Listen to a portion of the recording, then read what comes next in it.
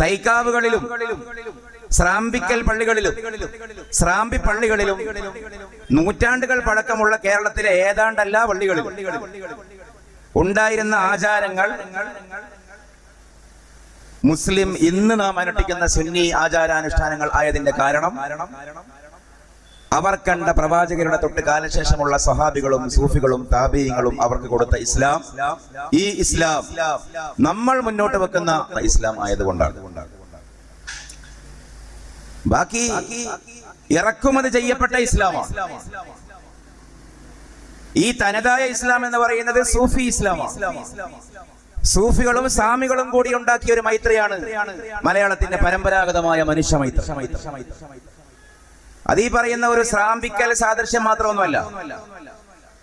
ഇപ്പൊ നമ്മുടെ ദർഗകൾ, മസാറുകൾ മതപരമായി തശബ്ബുഹ് സാദൃശ്യം വരാത്ത തരത്തിലുള്ള കൊടുക്കൽ വാങ്ങലുകൾ എവിടെയും കാണാം. ഇപ്പൊ നിലവിളക്ക് ക്ഷേത്രങ്ങളിലുമുണ്ട്, ദർഗകളിലുമുണ്ട്. ക്ഷേത്രങ്ങളിലുള്ളതിനെ ദർഗകളിൽ അനുകരിക്കുകയല്ലേ എന്നിവർ ആക്ഷേപിക്കും. പക്ഷെ അങ്ങനെ ആക്ഷേപിക്കുന്ന ആ ഒരു ആലോചനയുടെ ഒരു മറുപുറം എന്താ? ഈ ക്ഷേത്രങ്ങളിൽ വിശ്വസിച്ചിരുന്ന സഹോദരങ്ങൾ ഇസ്ലാമിലേക്ക് വന്നപ്പോ അവർക്ക് കിട്ടിയ ഇസ്ലാം ഇതേപോലെ ക്ഷേത്രങ്ങളിലെ നിലവിളക്ക് ദർഗകളിലേക്ക് മാറ്റുന്ന ഒരു ഇസ്ലാമായിരുന്നു. കാരണം ക്ഷേത്രങ്ങളിലെ ആയാലും ദർഗകളിലായാലും നിലവിളക്കിന്റെ ചുമതല വെളിച്ചം കൊടുക്കുക എന്നുള്ളതാണ്. അത് നിലയുള്ള വിളക്കായാലും നിലയില്ലാത്ത വിളക്കായാലും വെളിച്ചം കൊടുക്കാൻ ഒരു വിളക്ക് വേണം. അന്ന് മാർക്കറ്റിൽ ലഭ്യമായ ഒരു എലൈറ്റ്, ഒരു സുപ്രീം വിളക്ക്, ഒരു പ്രീമിയം വിളക്ക് നിലവിളക്കായിരുന്നു. അവിടെയും ചന്ദനത്തിരി, ഇവിടെയും ചന്ദനത്തിരി, അവിടെയും സാമ്പ്രാണിപ്പുക, ഇവിടെയും സാമ്പ്രാണിപ്പുക, അവിടെയും അവലും പഴവും, ഇവിടെയും അവലും പഴവും, ഇവിടെ ചീരണി, അവിടെ പ്രസാദം. ഇത് ആരാധനാപരമായ സാദൃശ്യമല്ല. ഈ നാടിന്റെ അടിസ്ഥാന ജനത ഇസ്ലാമിലേക്ക് വന്നപ്പോൾ അവിടെ സൂഫികൾ അവരോട് പറഞ്ഞു കൊടുക്കുകയായിരുന്നു, നിങ്ങൾ ആരാധിക്കുന്ന കല്ലിലോ മുള്ളിലോ ദേവീ ദേവന്മാരിലോ കല്ല് കരട് കാഞ്ഞിര കുറ്റി മുതൽ മുള്ളു മുരട് മൂർക്കൻ പാമ്പ് വരെ ആരാധിക്കപ്പെടുന്ന ജഡികവും ഭൗതികവുമായ വസ്തുക്കളിലോ കാര്യങ്ങളിലോ ഒന്നുമല്ല, മറിച്ച് അരൂപിയായ, അതൃക്കായ, അഭൗതികനായ, അനാദിയായ അല്ലാഹുവിലാണ് പരമസത്യമുള്ളത്. ആ വിശ്വാസത്തെ മാറ്റുകയും എന്നാൽ നാടിന്റെ സംസ്കാരത്തെ വിശ്വാസത്തോട് എതിരാകാത്തത് എന്തൊക്കെയുണ്ടോ അതിനെയൊക്കെ നിലനിർത്തുകയും ചെയ്യുക എന്ന് പറയുന്ന പ്രാദേശികമായിട്ടുള്ള ഒരു ബഹുസ്വരത ഇവിടെ സൂഫികൾ ബാക്കിയാക്കി. എത്ര വിശാലമായ വീക്ഷണമാണത്! കേരളത്തിന്റെ പ്രാദേശികമായ സംസ്കാരത്തെ ഒരിക്കലും ഇവിടത്തേക്ക് കടന്നു വന്ന സൂഫികൾ ചോദ്യം ചെയ്തില്ല. അതിനെ നിലനിർത്തുക മാത്രമല്ല ചെയ്തത്, അതിനെ ആരാധനയുടെ കൂടെ ഭാഗമാക്കുകയാണ്. കാരണം അത് അസ്റഫുൽ ഖൽഖ് മുഹമ്മദ് റസൂലുള്ളാഹി സ്വല്ലല്ലാഹു അലൈഹി വസല്ലമയുടെ ഒരു വഴിയാണ്. ഇബ്രാഹിം അലൈഹിസ്സലാത്തു വസ്സലാമിന്റെ മില്ലത്താണ് നമ്മളല്ല. സ്വാഭാവികമായി അതിൽ വരുന്ന വഴിയിലാണ് യഹൂദ, ക്രൈസ്തവ, സെമിറ്റിക് സംസ്കാരങ്ങളെല്ലാം ഉള്ളത്. പ്രവാചകൻ വന്നപ്പോ ഇസ്ലാമിനോട് എതിരാകാത്ത സെമിറ്റിക് സംസ്കാരങ്ങളെ നിലനിർത്തി ഇസ്ലാമിന്റെ ഭാഗമാക്കി. മദീനയിൽ അല്ലെങ്കിൽ ഫത്ഹു മക്ക ഉണ്ടായപ്പോ ഒരു സുന്നത്ത് കല്യാണ സംഗമം നടന്നത് ഹദീസിൽ എവിടെയെങ്കിലും ഉണ്ടോ? ആലോചിച്ചോക്കൂ. ആയിരക്കണക്കിന്, പതിനായിരക്കണക്കിന് ആളുകൾ പ്രവാചകന്റെ വഴിയിലേക്ക്, പ്രവാചകന്റെ സുന്നത്തിലേക്ക് വന്നിരിക്കുന്നു. മദീനയിലും മക്കയിലുമൊക്കെ, പ്രത്യേകിച്ച് അവസാന കാലങ്ങളിൽ. പക്ഷെ മദീനയിൽ എവിടെയെങ്കിലും ഒരു ചേലാകർമ്മ സംഗമം, ഒരു സുന്നത്ത് കല്യാണ സംഗമം, ഒരു മാർഗം കല്യാണ സംഗമം ഉണ്ടായോ?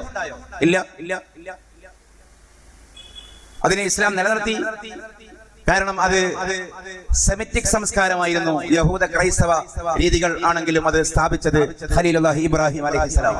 മുൻഗാമികൾ ചെയ്തു വന്നിരുന്ന പ്രാദേശികമായ സാംസ്കാരികമായ ശീലങ്ങളിൽ നിന്ന് കൊള്ളാവുന്നതിനെ നിലനിർത്തുക, ആ നാടിന്റെ രീതിയെ നിലനിർത്തുക എന്നുള്ളതാണ് പ്രവാചകന്റെ മാതൃക.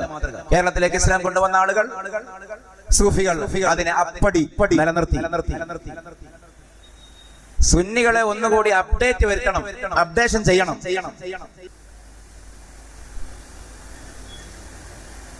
ഞാനിത് പറയുന്നതിന്റെ കാര്യം, ഇപ്പൊ ഇന്നലെ അല്ലെങ്കിൽ കഴിഞ്ഞ ദിവസങ്ങളിലൊക്കെ പല ദൈനംദിന വിവാദ കാലമാണല്ലോ. വാർഷിക വിവാദവും പ്രതിമാസ വിവാദവും പ്രതിവാര വിവാദവും ഒക്കെ പോയി ഇപ്പൊ പ്രതിദിന വിവാദങ്ങൾ, പ്രതിനാഴിക പ്രതിസമയ വിവാദങ്ങളൊക്കെ ആവുന്നു. അവിടെ ചാനലുകാർ വരെ പറയുന്നൊരു വർത്താനമുണ്ട്.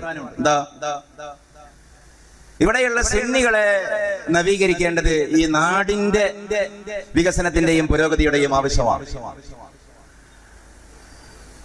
പക്ഷെ നമ്മളല്ല ഈ നാടിനെ ഉണ്ടാക്കിയത്. അഹ്ലുസുന്ന വൽ ജമാഅത്തിന്റെ ആദർശമുള്ളത് കൊണ്ടല്ലേ ഈ നാട് ബാക്കിയായത്. സ്വാമിമാർക്കൊപ്പം സൂഫിമാർ ചേർന്നത് കൊണ്ടല്ലേ.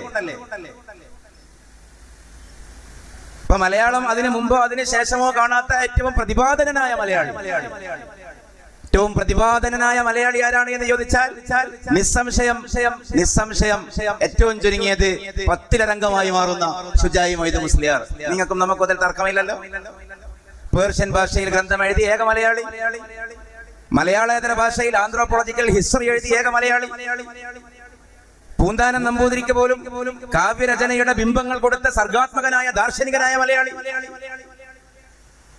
ഷുജായിയുടെ കവിതകളുടെ സ്വാധീനം കേരളത്തിൽ എത്ര ഹൈന്ദവ സന്യാസിമാരെ, എത്ര ഹൈന്ദവ മുനിമാരെ ചിന്തിപ്പിച്ചു, പ്രചോദിപ്പിച്ചു.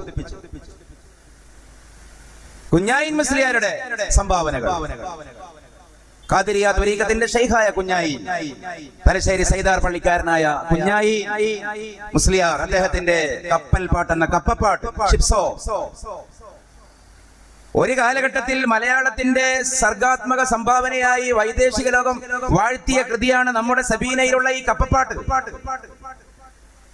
അംഗീകരിക്കപ്പെട്ടു, ആദരിക്കപ്പെട്ടു. അനുമോദന കമ്മിറ്റിയും ഫ്ലക്സ് കമ്മിറ്റിയും ഒക്കെ ഇപ്പൊ അടുത്ത് വന്നത് കൊണ്ടാണ്. അതൊക്കെ അക്കാലത്ത് ഉണ്ടായിരുന്നെങ്കിൽ കുഞ്ഞായി മുസ്ലിയാർക്കും ഷുജായി മൊയ്ത് മുസ്ലിയാർക്കും കേരളം അവാർഡ് കൊടുത്ത് തീരില്ലായിരുന്നു.